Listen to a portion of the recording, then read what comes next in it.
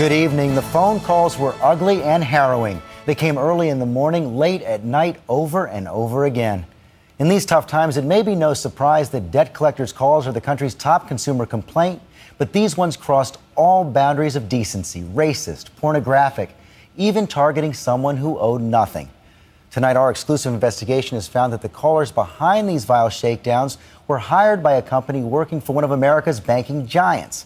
Chief Investigative Correspondent Brian Ross is here to break this story. And Brian, this evidence is truly stunning. It really is, George. The tactics of American debt collectors have reached an all-time low, including the racist, obscene phone calls used in some cases on behalf of major American corporations.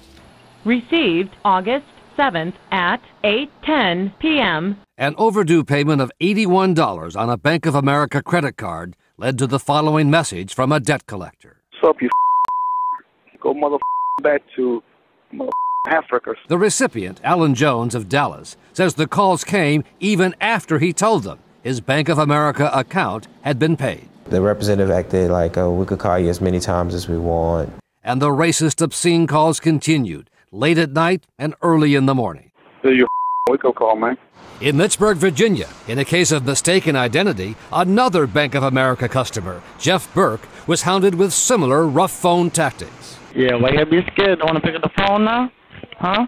Is it because you're inbred with your sister? Or with your mom, your cousin? Huh? Or what? Little punk?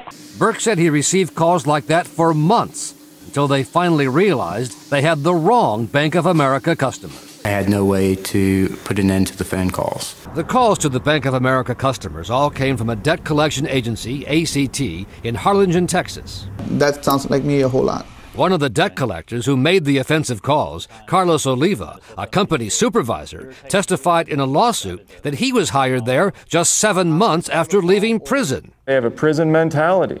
These are the people ACT chose to hire to collect debt for Bank of America.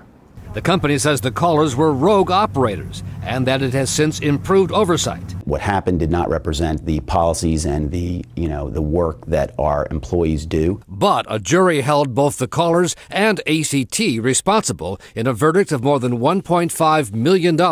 Yet Bank of America continued to use the same debt collection agency, even after we sent them tapes of the phone calls. Get your mother up and go pick someone cotton field. The bank refused to provide anyone to talk to us on camera, so we went looking for its CEO, Brian Moynihan.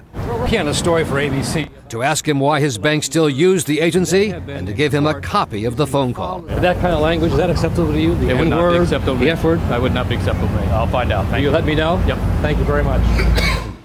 2 days later, Bank of America essentially fired that collection agency as a result of what we raised in our investigation, according to the debt collection agency chairman.